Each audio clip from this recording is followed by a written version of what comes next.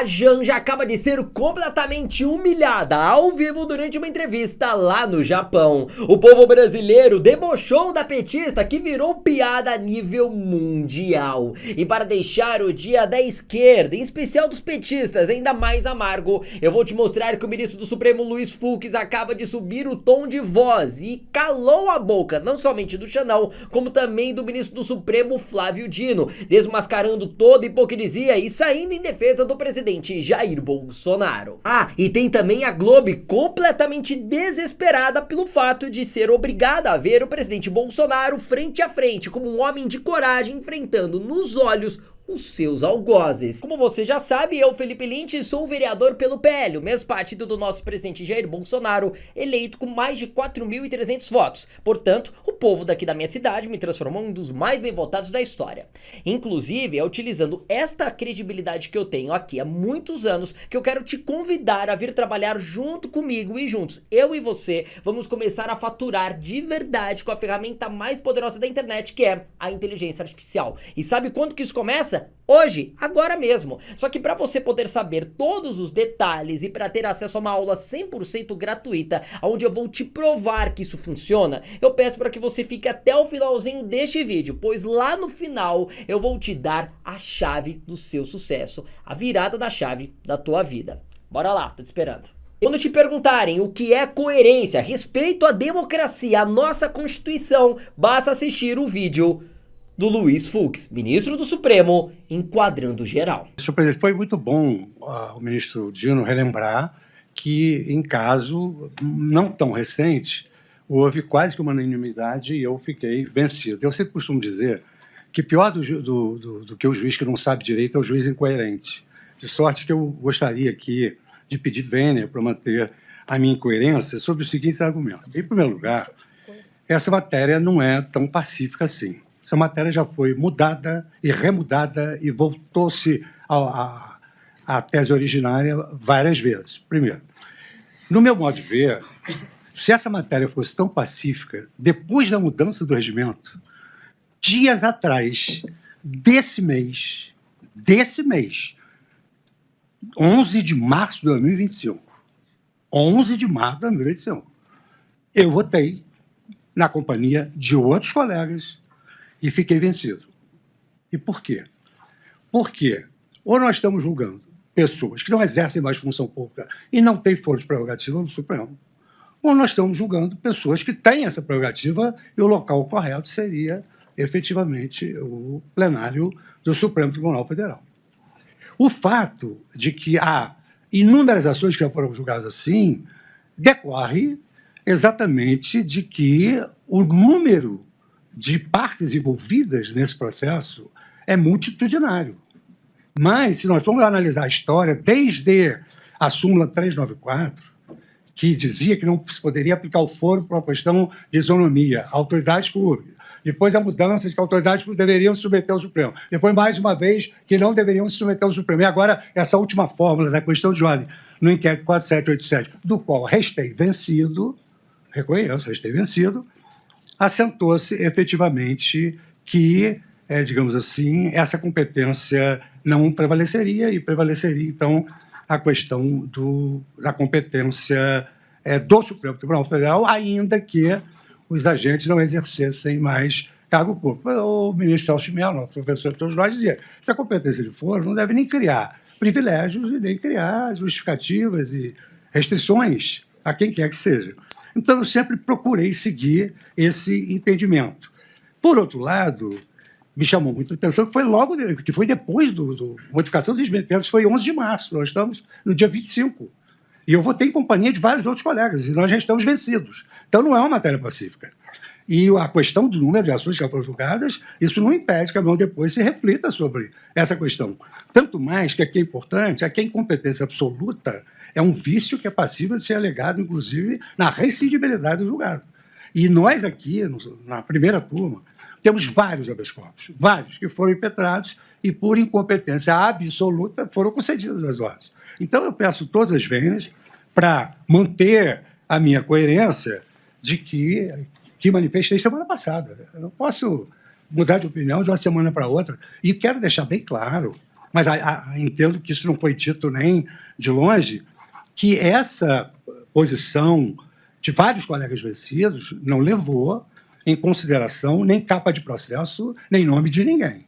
Isso é uma resposta técnica decorrente não só do nosso preparo científico no campo do processo, mas também da nossa independência, que é insindicável por quem quer que seja. Então, eu peço todas as vezes para colher essa planilha. É claro que essa declaração do Fux deixou todo o Supremo completamente desconcertado, a começar por Cristiano Zanin, que se perdeu inteiro. O ex-advogado do Lula e começou a sessão sem ler a ata neste segundo dia de julgamento do presidente Jair Bolsonaro, e foi corrigido imediatamente pela ministra Carmen Lúcia. Então chama a julgamento a petição 12... Desculpa, cumprimentando. A ata foi lida? Eu peço à senhora secretária que faça a leitura da ata. Só para... Vossa Excelência já engatou direto, então. Desculpa, presidente, é só uma lembrança. Muito obrigado.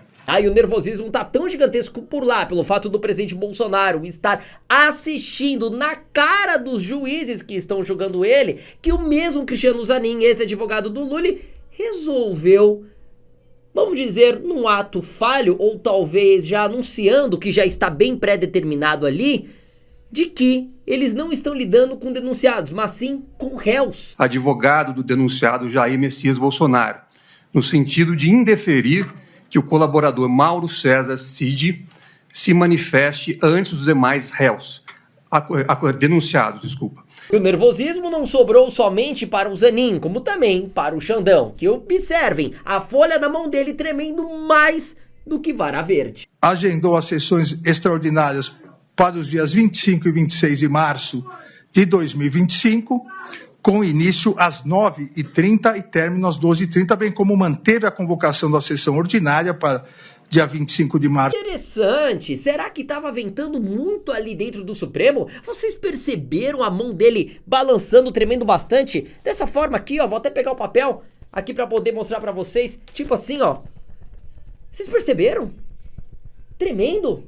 Será que tem alguém com medo ali, só porque o Bolsonaro tá acompanhando o julgamento? Enquanto isso, a Isban já está sendo, neste exato momento, completamente humilhada lá no Japão. Olha só a entrevista que ela deu. Obviamente, eu vim com o SCAV, né, com a equipe precursora, inclusive para economizar passagem aérea, tudo. Mas que diferença que faria se o avião da FAB ia de qualquer forma? Porque se o avião da FAB ia de qualquer forma, você não ia precisar comprar passagem aérea. Não entendi. Quando o avião da FAB decola, cada pessoa que tá ali dentro tem que pagar a passagem? Vim um pouco antes, fiquei hospedada na residência do embaixador e da ministra. Porque daí economiza com hotel, né? Viu, gente, como é bom uma primeira-dama que não gosta de gastar? E que economiza? Vocês viram como é bom uma primeira-dama econômica? As pessoas questionavam que eu não divulgava a minha agenda. Você vê, né, Janja, uma pessoa que nem tem mandato tem que divulgar a agenda. É o cúmulo da falta de privacidade, gente. Mas desde o início do mandato do presidente Lula, todas as minhas agendas estão disponíveis no Instagram. Mas fechou o Instagram? Você não fechou seu Instagram? Não tem como você checar um Instagram fechado. A gente só não divulgava no dia, fazia divulgação posterior à agenda acontecer. Mas daí não é agenda, é diário. A agenda você anota pra você não esquecer do compromisso. O caderno que você escreve como foi é o diário, aí não é agenda, é diário. Mudamos o método para ficar mais transparente, mas nunca houve falta de transparência. Ai, que bom, a agenda agora vai avisar o que vai acontecer antes. Esses vídeos do Firmino Cortada são simplesmente impecáveis. A mulher resolveu fazer turismo mundial com o dinheiro do povo brasileiro. Dando desculpa que não, eu só fui lá pro Japão uma semana antes, sem agenda, sem nada, pra economizar, mas foi com o dinheiro do povo brasileiro, em avião comercial. Quem pagou a passagem? Nós, com o dinheiro dos nossos impostos, é claro. Ela não poderia esperar ir junto com o Lula, né? Não, teve que fazer turismo uma semana antes. E ainda acha que tá bonita na foto. É claro que a Esbanja está muito feliz com o julgamento de Jair Bolsonaro, até porque é o mesmo Bolsonaro que cortou as farras do dinheiro público, por exemplo, da Lei Rouanet, com auditorias, revisões das contas e dos contratos, diminuiu o dinheiro para ONGs, para tudo quanto é lugar que os petistas adoravam pegar para poder, sabe lá, fazer o quê, né? Cortou dinheiro pro MST, pro MTST do Guilherme Boulos e por aí vai. Então eles sabem que se Bolsonaro não puder disputar as eleições, eles vão continuar no poder. Mas só que eu tenho uma péssima notícia para vocês à esquerda, porque Michele Bolsonaro já aparece em muitas pesquisas de intenção de voto com mais de 5 até 10% de votos a mais, percentual a mais, em relação ao Lula. E detalhe, ela nem é oficialmente candidata a absolutamente nada, tá? E é claro que eu, Felipe Lintz, o seu vereador eleito pelo PL, com mais de 4.300 votos, um dos mais bem votados da história da minha cidade, não poderia ficar calado. Subi na tribuna e falei a real. Todos os crimes têm que ser julgados. E se cometer um crime, tem que ser preso. Então, se ela cometeu todos esses crimes, 14 anos eu acho é pouco. É Bolsonaro na cadeia e sem anistia para golpista. Essa turma desse genocida fizeram um crime que não adianta vir com aquela falácia. Tentativa à democracia é crime. O caso da cabeleireira Débora Rodrigues, mãe de 2 filhos menores de 10 anos, é um exemplo estarrecedor desta realidade. Condenada a inacreditáveis 14 anos de prisão e multa de 30 milhões de reais por pichar uma estátua com batom vermelho.